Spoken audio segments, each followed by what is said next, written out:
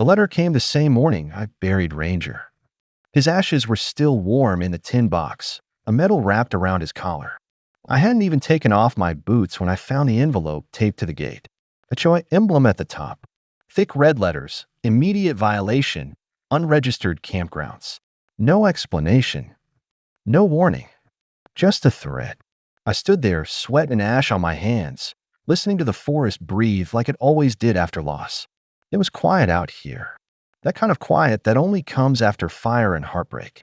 I built this place with one purpose, to make sure no one else had to live through what I did in Paradise Valley. When the flames swallowed our command post and took my partner with them, I swore I'd never wait for someone else's permission again. This forest became my vow. So I bought the land, 53 acres of raw earth and silence, and registered it under a federal auxiliary clause. Most people don't know what that is. Good. It means I can train responders, rescue evacuees, and shelter animals when disaster hits and the world isn't ready. We had dogs, tents, solar rigs, trauma gear. All of it certified, all of it earned. But HOA Karen, she just saw a bunch of canvas in the woods. She showed up 3 days later. Lipstick perfect, clipboard tighter than her jaw. She didn't ask, just marched up the path like she owned the mountain. Said my camp violated aesthetic standards and undermined neighborhood cohesion. I told her this land wasn't under her HOA. She laughed. Said the bylaws were recently extended to include shared regional view zones. Whatever that means. Behind her, 2 deputies stood, confused, hesitant. One of them, Rodriguez, had trained with me during the Ridge fire response last summer. I saw it in his eyes. Recognition, but also fear. Because Karen wasn't just the HOA president. She was running for county board. She had influence.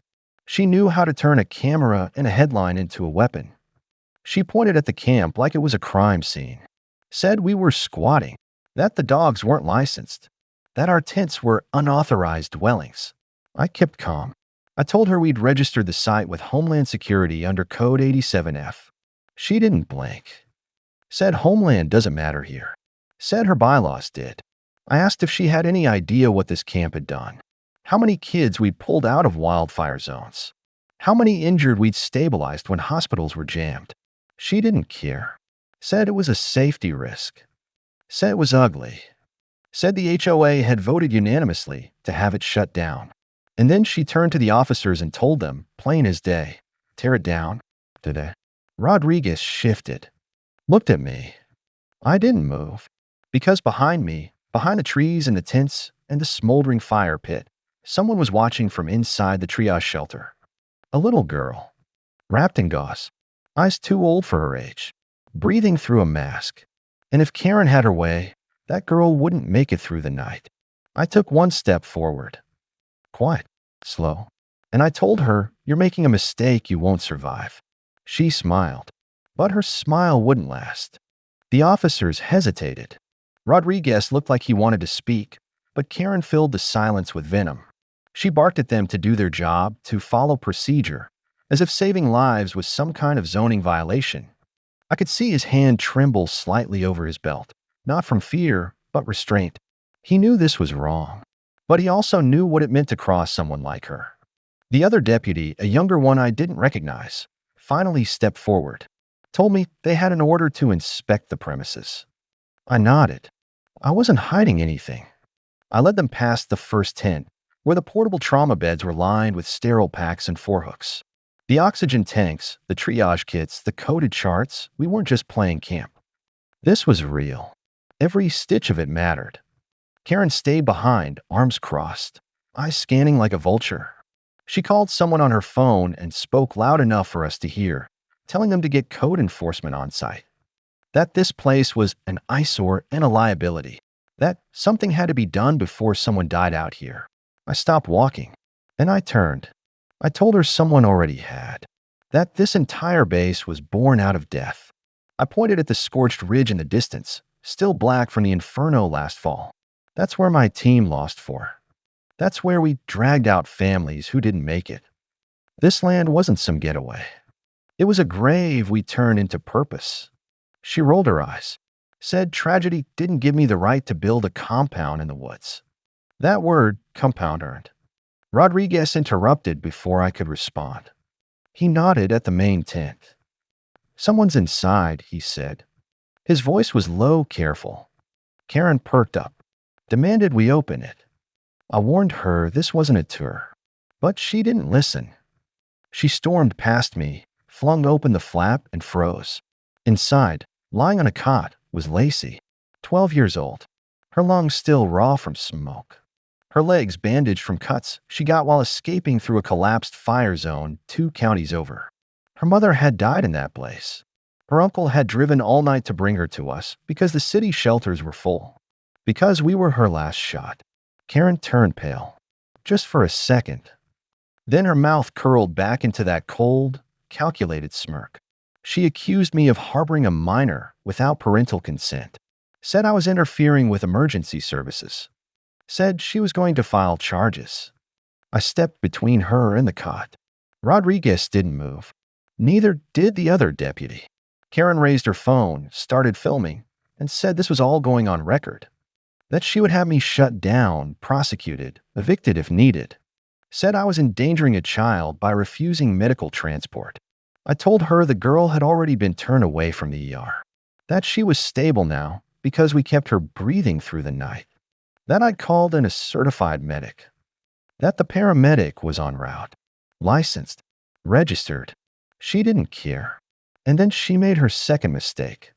She called the power company. 30 minutes later, the generators shut down. No light, no oxygen, just silence and the sound of a little girl struggling to breathe. I ran outside, grabbed the backup tanks. But the regulator valves had iced over from last night's frost. Rodriguez looked at me, horrified. She needs a med evac now. I nodded. I already had my radio in hand. I keyed it in, patched into the shortwave band we use for rapid deployment. Karen screamed that I was interfering with public frequencies. But before she could say another word, the static crackled, and a voice cut through the air. This is Medbird 1. Drop site confirmed. ETA 6 minutes. Karen's mouth fell open. Rodriguez turned slowly to her. Did you really just shut down a certified rescue zone? Her hands trembled. But the worst part, she still didn't believe what was coming. The sound of rotor blades echoed through the trees before we even saw the chopper. Wind whipped through the camp as the trees swayed under its descent. Karen covered her face, shouting something into her phone, but her voice was drowned out by the rush of the blades and the rising tension in every breath we held. Medbird 1 hovered low, its floodlights cutting through the smoke that still lingered from last week's flare-up. The medic rappelled down fast, boots hitting the dirt before Karen could finish her sentence. His jacket bore the crest of the National Emergency Air Response Unit, a federal division. One Karen had clearly never heard of. He didn't ask questions, just moved straight to Lacey. His gloved hand checked her vitals, nodded once at me, and turned back toward the hoist. She was stable enough to lift. Barely. We worked in silence, efficient, fast, like we'd done it 100 times because we had. Karen started yelling again, demanding the pilot shut it down, that they needed proper clearance, that this was a residential district with regulated airspace. She shouted up at the sky as if her voice could override emergency protocol. The medic ignored her. So did everyone else. Lacey was in the air before Karen even noticed, wrapped in blankets, strapped safely, heading toward the trauma center that had finally opened a bed. Because I called in favors that morning, knowing this might be her last chance. Karen turned to Rodriguez, accused him of enabling me, said he was complicit in an illegal operation, that he'd be reported. Rodriguez didn't flinch. He just stared at her. For a moment, it was quiet again. Then he reached into his vest and pulled something out. A pack. Old, frayed, but unmistakable. Ridgefire Unit 6. Same division I lost my partner in. Karen blinked. He turned to me. You still got the cert papers? I nodded, walked over to the field locker, and pulled out the waterproof case. Inside, everything. Federal Auxiliary registration. Med clearance. Temporary zone status. Letters of authorization. even a laminated map signed off by the regional FEMA head. I handed it to Rodriguez. Karen tried to snatch it, but he stepped back. Don't, he warned her. She hesitated. Rodriguez flipped through the pages slowly, carefully. His jaw clenched tighter with every document. Then he looked at me and gave a single nod. Not of approval, of understanding. The kind that doesn't need words. The kind only people who've seen fire and death and failure can give. Then he turned to Karen. This is a certified emergency response outpost. You just interfered with it. Karen went pale again. Her mouth opened, but nothing came out. I stepped forward, voice quiet but firm. You shut off power to a trauma patient. That's not an HOA violation. That's obstruction of emergency services. She started shaking. Her grip on her phone faltered. I could see it in her eyes, realization. That this wasn't just some fight about tents and dogs. That she'd crossed a line with consequences. Real ones. Rodriguez looked back at me. You want to press charges? I didn't answer. Not yet, because I wasn't finished. I told Karen to leave, that any further interference would be documented, that federal charges weren't off the table. She didn't move, so I turned my back on her and walked into the tent. Inside, the air still smelled like antiseptic and sweat. Lacey's blanket was folded neatly on the cot. A small stuffed bear rested on her pillow. She'd left it behind. I picked it up, held it for a long time. Thought about her face when she gasped that first clean breath. Thought about the fire line. The people who didn't make it. The ones we almost lost today because someone thought her rules mattered more than life. Outside, Karen's SUV started. Gravel crunched as she pulled away. But something told me this wasn't over. Not even close. She'd tasted authority, and now she wanted blood. Mine. And I had just given her the excuse she needed. 3 days passed. We patched up the damage, ran the generators on backup fuel, and restocked the trauma kits Lacey's evac had emptied. The camp wasn't quiet, not anymore. Every gust of wind felt like a warning. Every crunch of leaves sent heads turning. We were bracing, not for another wildfire, but for the storm Karen was about to bring. I knew she wouldn't disappear quietly. Not after losing in front of cameras, deputies, and a rescue team. The kind of people she couldn't bully with bylaws. She'd tasted public humiliation. And people like her don't forgive that. They bury it, then come back with a smile and a warrant. The first sign came in the form of silence. All communications went dark. Our satellite uplink, which routed emergency dispatch alerts, cut without warning. Our private broadband license flagged as inactive due to municipal review. I checked the logs. The disconnect request hadn't come from the provider. It came from a county official. She found a backdoor. Rodriguez tried to help, but even he hit a wall. Said something about new protocols, new faces on the zoning board. Fast-tracked revisions that suddenly required community reapproval for existing land use. I didn't need a translator. Karen had stacked the board. She was moving silently now, through offices and ordinances, cutting arteries instead of making noise. By nightfall, a county drone hovered over the property. No insignia, just a low buzz scanning. I watched it from the ridge, eyes narrow. They weren't coming through the front anymore. They were probing, looking for a weak spot. The second sign came at dawn. A convoy of utility trucks parked along the forest access road. No logos, no warnings. Just 5 men in reflective vests and hard hats, unloading cable spools and temporary fencing. One of them told my lead medic they were laying fiber for a regional upgrade, but they were nowhere near any existing lines. We both knew what this was. They were building a wall, not a real one. Bureaucratic one. Strip access. Box us in. Slowly strangle the rescue zone until it failed inspection on its own. That afternoon, we found a motion sensor buried near the south fence. Then 2 more along the creek path. Someone was mapping our movements, recording our drills, trying to prove we weren't a rescue team, but a militia. A rogue operation. All it would take was one edited video. One out-of-context clip of us training with survival gear. Karen was laying the trap. That night, I gathered the team around the fire pit. Medics, veterans, Wildlife responders. People who'd come here not for glory, but for redemption. Some had lost towns. Others had lost families. All of us had lost time trying to work within systems that failed when it mattered. We were the plan B. I told them what we were facing. Told them we wouldn't fight back with fists. We'd fight with proof, documentation, paper trails, legal files, medical records, evac logs. Everything we'd done, logged, signed, notarized. Because if she wanted a war of policy, we'd bury her in the truth. But not everyone agreed. Eli, my logistics lead, stood up and said what we were all thinking. That Karen wasn't after the camp, she was after me. That she would burn down everything just to prove I never had the right to rebuild after what happened in Paradise Valley. I didn't argue, because he was right. This wasn't about tents or generators or the little girl we saved. It was about punishment for surviving when others didn't. And somewhere deep down, part of me still believed maybe I didn't deserve to. Later that night, I walked the perimeter alone. Near the northern ridge, I found something new. A marker. Thin steel. Freshly planted. Painted red. Survey tape flapped in the wind. A tag read, rezone pending, authority filed. She wasn't just boxing us in. She was declaring the forest hers. And if the documents were already filed, she'd be back. This time with papers in hand. And a camera crew behind her.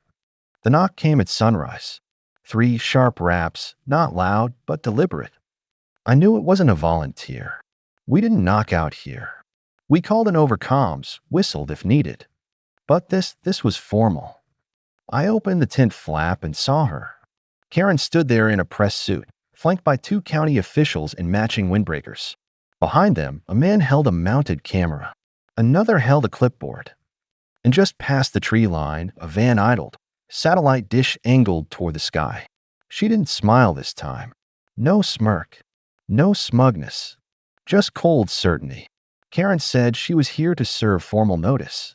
That under the emergency land use override, this zone was to be decommissioned and vacated within 72 hours. That our operations were now in violation of state wildlife code revisions filed by the new board. She handed me the papers.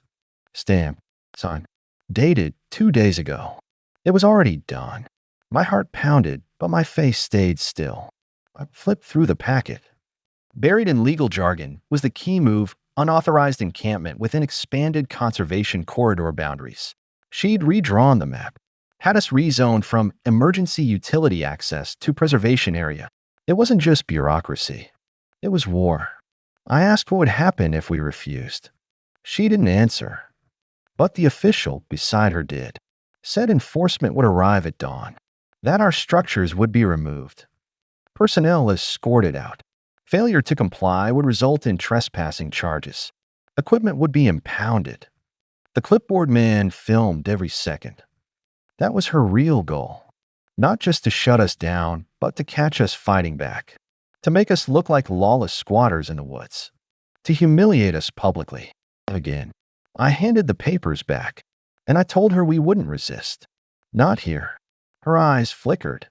She expected rage, resistance, maybe even chaos. But we gave her silence. She didn't understand silence. Rodriguez arrived 30 minutes later. Off duty, in plain clothes, jaw tight. I handed him the documents. He read them twice, then set them on the hood of his truck like they were soaked in kerosene. "She's good," he muttered. "Real good." I nodded. Then I told him the part she hadn't expected. That 2 weeks ago, I'd filed a provisional backup zone registration, just in case. A secondary plot of land 20 miles north, on higher ground, closer to the lake. Harder to access, but untouched by HOA or zoning lines. He looked up, startled. I told him we'd already begun relocating quietly. Essential gear had been moved the night after Lacey's evac. Logs, records, supplies. Only the skeleton remained. Karen wasn't dismantling the rescue zone. She was burning a decoy. That night, as shadows stretched across the dirt paths, we packed the last of the gear. Left behind what didn't matter. Tents, ropes, broken radios. What couldn't be moved had been copied or cached. Eli rigged a small trail camera on the west post. just for closure. We didn't plan to look back. By morning, we were gone. The convoy left in silence. Trucks rolling over soft dirt, tires barely leaving a mark. We took the long route off-grid, between switchbacks and dried-out creek beds. The new zone wasn't pretty. No power, no signal, no shelter yet. But it was real. And it was ours. 2 nights later, Rodriguez sent me a photo.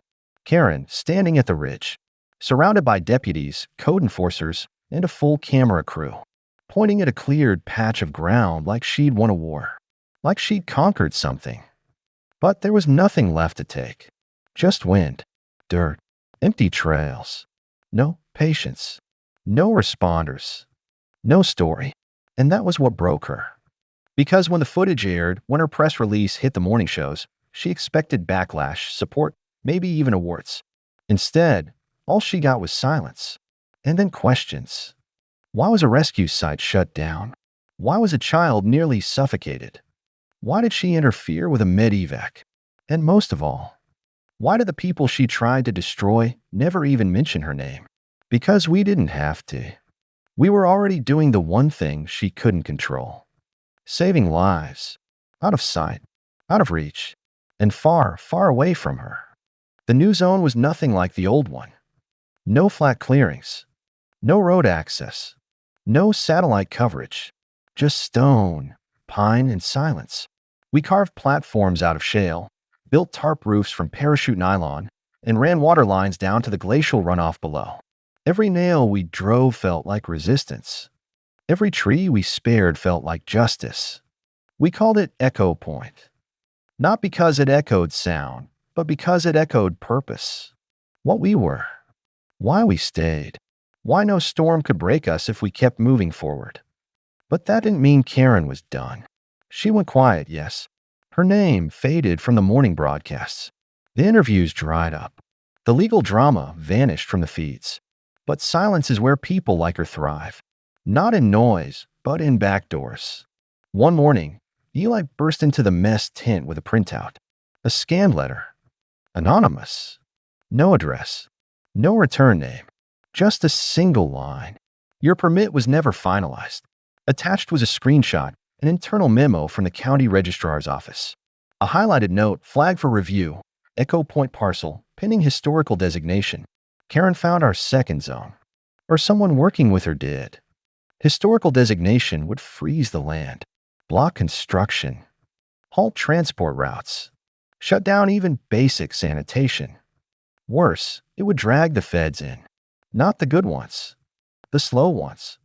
The kind who measure impact reports for 3 years before making a decision. It was a knife in the ribs. Rodriguez confirmed the worst. The designation request had been filed under a shell LLC, based out of Karen's old business address. She wasn't working alone anymore. She had help, connections, funding. Someone wanted us gone, not just from her backyard, but from the map. That night, I sat with the team by the fire. They didn't ask what was next. They just stared at me, waiting. Not for a speech, not for motivation, for permission to keep going. And I gave it. We doubled operations. No more waiting for approvals. We weren't rebels, we were guardians. If paperwork couldn't keep up with real danger, then so be it. We'd stay under the radar, off-grid, but operational. Quiet, mobile, everywhere and nowhere. Eli started teaching wilderness trauma courses in the nearby town. Discreetly. Word spread. Fast. Families began showing up. A mother and son who lost their home in the Crestline flood. A retired firefighter battling PTSD. A ranger who found a burned dog and couldn't walk away. They came with stories, wounds, and something more important than approval. They came with belief. Karen's plan backfired. The more she tried to silence us, the louder our mission became. Not through noise, but through action. Through lives changed. Through moments no camera could fake. Like when a boy whose lungs collapsed in the fire line finally ran across our gravel clearing without falling. Or when Lacey sent us a letter, written in her own shaky hand, saying she wanted to come back and volunteer when she turned 17. We pinned that letter to the wall, right beside our first zone's evacuation map. and beneath both, I left a single phrase scratched into the wood. You can't shut down what refuses to quit. Then came the rainstorm. A real one. Heavy. Blinding. A flash flood warning hit the county, one of the worst in years. Roads closed. Towns cut off. Bridges gone. Dispatch lines overloaded. And in the middle of it all, we got the call. A bus had flipped on the mountain road. Kids. Trapped. Rising water. No EMTs could get through. No airlift possible. But Echo Point was close. We were the only option. No permits. No broadcast. No backup. Just us. I didn't hesitate. We grabbed packs, ropes, boards, radios, took off on foot into the storm.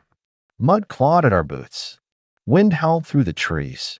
But we ran like ghosts through the dark, faster than fear, louder than doubt.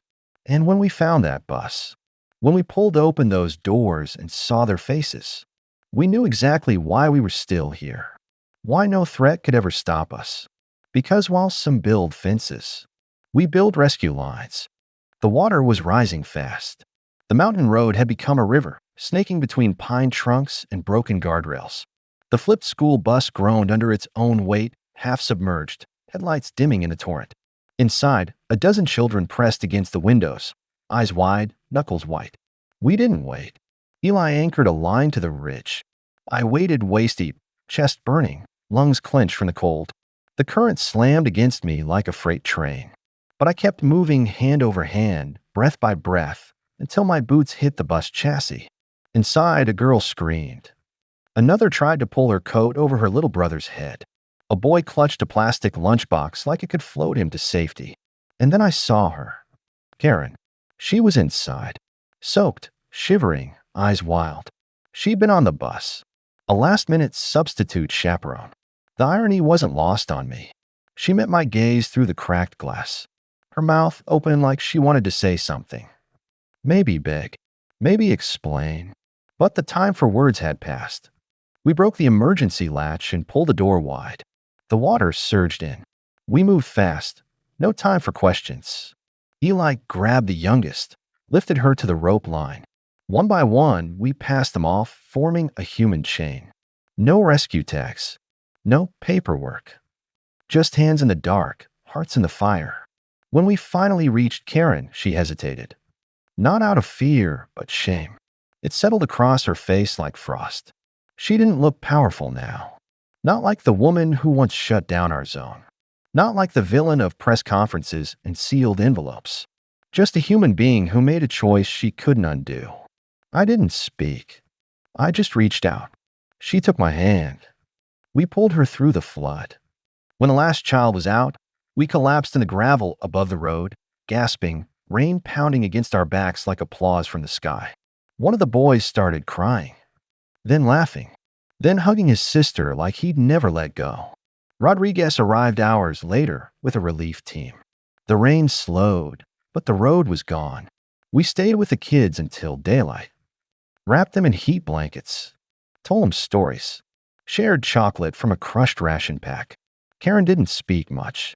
She sat near the edge of the ridge, wrapped in a silver sheet, staring at the water like it had stolen everything she'd built. Maybe it had. Later, she approached me. No press. No threats. No mask.